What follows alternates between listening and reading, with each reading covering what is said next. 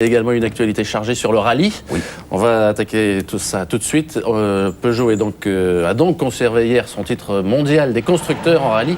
Et pourtant, on a eu très peur et tout le paddock du rallye de Grande-Bretagne au Pays de Galles a eu extrêmement peur. Hier, regardez, nous sommes en fin d'après-midi, le brouillard est tombé. Carlos Sainz, qui est encore en lice pour le titre mondial des pilotes, lui attaque. Là, les spectateurs aperçoivent à peu près une voiture entière passer. Et puis quelques instants plus tard, stupeur, la Ford Focus du pilote espagnol est très lente, très ralentie et surtout extrêmement abîmée. Que s'est-il passé? Eh bien, on va avoir l'explication quelques instants plus tard. Regardez, à cet endroit-là, eh bien, tout simplement, l'Espagnol est sorti de la piste. Il y a plusieurs ambulances qui sont là. On fera même venir, malgré le brouillard, 2 hélicoptères médicalisés pour évacuer une quinzaine de spectateurs vers les hôpitaux de la région. Ici, Martin Whittaker, Jean-Louis, qui est le patron de Ford Compétition en rallye, qui discutait avec Luis Moya, l'équipier de Carlos Sainz, qui discute ici avec le pilote, que l'on devine extrêmement choqué, car il est sorti de la piste, donc, tout simplement. Regardez la tête de Sainz, qui à ce moment-là ne sait pas l'état des spectateurs. Évidemment, cette 11e spéciale est annulée. La 12e, la suivante, est annulée. Les autres concurrents font demi-tour. On rejoint l'assistance. Et plus tard, Carlos Sainz s'explique. On ne sait pas encore ce qui a pu se passer. Ce qui est sûr, c'est que nous sommes sortis. Nous avons réalisé que nous avions blessé les spectateurs.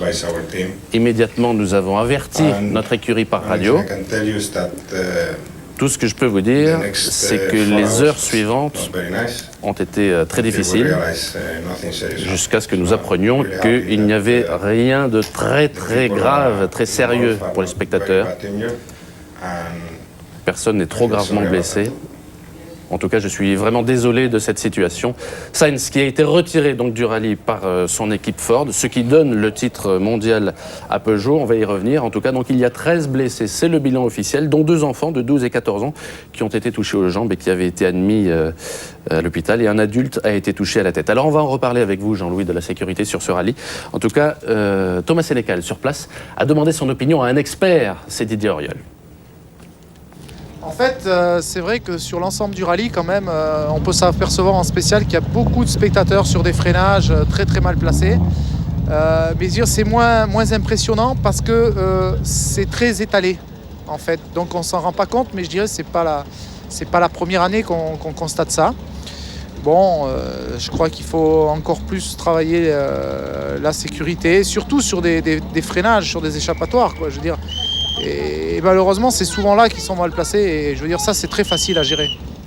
Alors, c'est très facile à gérer. La sécurité, bon, certes, Jean-Louis, il n'y a, entre guillemets, que des blessés, mais spécialement sur ce rallye de Grande-Bretagne, c'est un point à étudier, à surveiller de très près la sécurité. C'est tout à fait curieux parce qu'au RAC, le public est toujours très discipliné. Alors, bien sûr, on est au Pays de Galles, qui est peut-être un pays un peu plus remuant, mais en tout état de cause, si vous voulez, il faut regarder déjà qu'il y avait les groupes B en 86, qui étaient des voitures extrêmement puissantes, qui ont été interdites, la célèbre 205 Turbo 16, et puis qui ont été remplacés par les groupes A, et les groupes A, 3 ans plus tard, faisaient les performances des groupes B.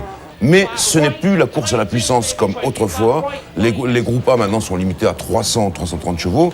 Le rallye est reconnu comme les autres rallyes, il y a des reconnaissances, donc pas de problème de ce côté-là. Mais c'est surtout ça, vous voyez, les spectateurs extrêmement mal placés. Il n'y a pas de barrière de sécurité comme dans d'autres rallyes, il y a simplement un filin, mais c'est surtout le positionnement des spectateurs qui est très mal fait.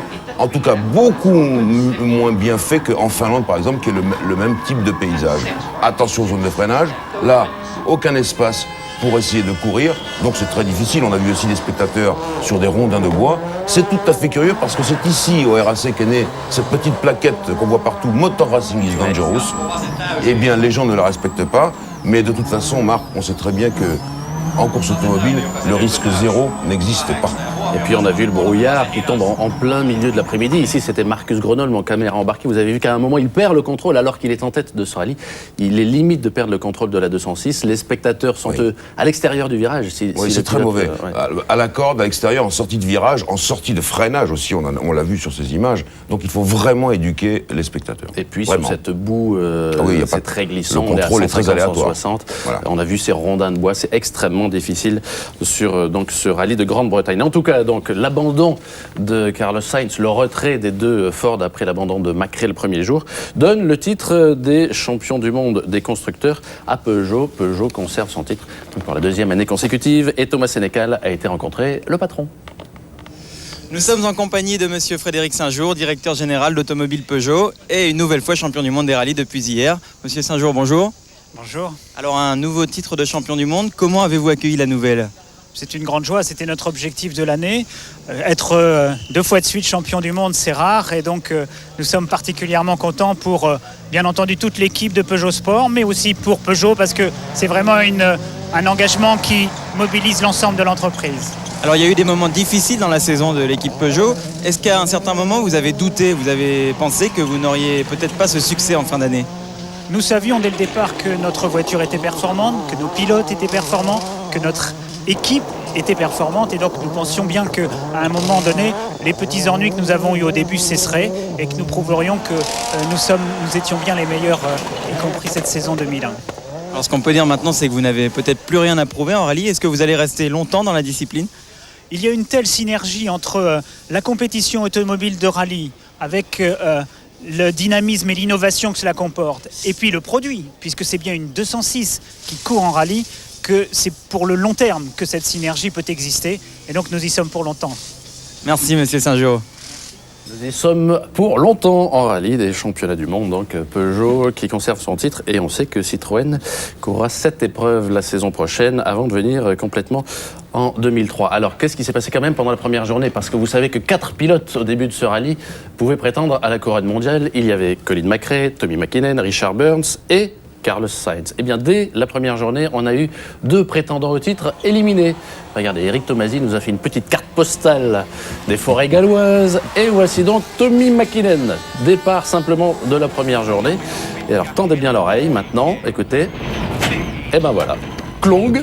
C'est pas grand-chose. C'est pas grand-chose, et pourtant, il est passé dans un trou. Son nouveau copilote, vous savez que c'est le 3e en 3 rallyes, après l'accident qu'ils avaient eu en Corse, lui a signalé ce trou. Mais pourtant, cette nouvelle Mitsubishi Lancer qu'il quitte, puisqu'il passera chez Subaru l'an prochain, il essaye de la réparer, McKinnon, mais c'est fini. Première journée, hop, dehors. Et puis alors, eh bien apprécié Colin McRae, qui est en tête du championnat du monde, et son surnom McCrash, il le doit notamment à ça.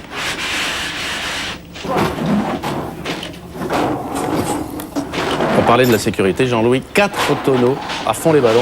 Heureusement qu'il n'y avait pas de spectateurs Voilà. à ce moment-là, effectivement.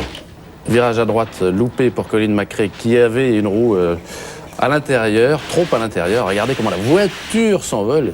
Heureusement qu'il n'y a pas de spectateurs à cet endroit-là. La sécurité, on vous en parle tout le temps dans Automoto. Vous avez remarqué la position de défense, Absolument. aussitôt, Colin McRae et comme ça. l'équipier qui met la main sur le toit pour empêcher de se...